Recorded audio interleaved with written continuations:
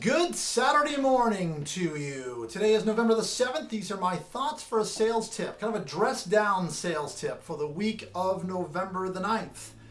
One of the questions that I got a lot this week, which was kind of unusual for me to get the same question over and over again, was where do I go for prospects? Where do I look for new names? What's some new thoughts on that? I could go down the traditional route and I could tell you that you really ought to be buying a list, you ought to be prospecting by driving around or networking and things like that, blah, blah, blah. Google, whatever. And I think those are good ideas. I also want to invite you to look into your own life. And I want to show you some samples of some pieces that I got in the mail.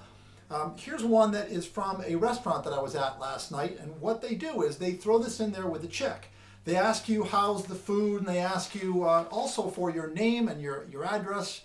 And also they want to know your birthday and your anniversary. I asked the waitress about this. What she said was they send out $5 coupons every single month to try and encourage customer loyalty for a competitive market. This is one of those Chuck E. Cheese type places that we were at. Actually, this is a few years old now, but it's a great example. They asked my daughter to fill in her name and her address and her birthday. The next year, they invited her to have her birthday party there at their shop. Very lucrative business for them, very good idea. Katie's never seen that, actually. I hope she's not watching this. She'll be mad at me.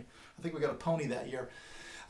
This is a real license plate that came from Mercedes-Benz. It reads GL for you to see. That's the GL, and that's the Pearl that came along with it that directed someone to the website.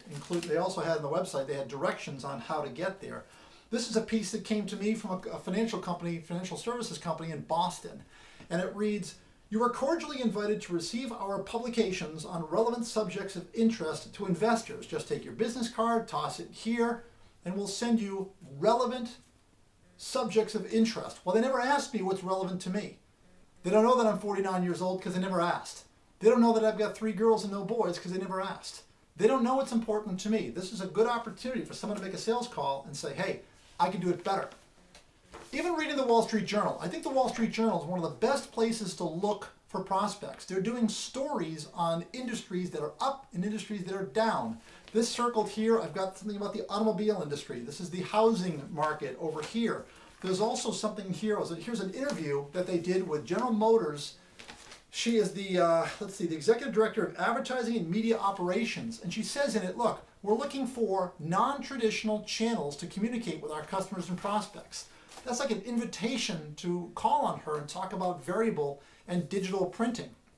My point is that these applications and opportunities are everywhere. Are they in your mailbox? Maybe what you ought to be doing is asking everyone in your shop to bring in their junk mail. Put a big box in the cafeteria and just bring us your junk mail.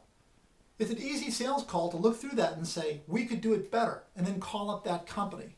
Not exactly shooting ducks in a barrel, but it's a lot easier than calling up and saying, hi, my name is Bill and I sell printing. Do you have anything I can quote on? Those are my thoughts for the week. Good luck to you.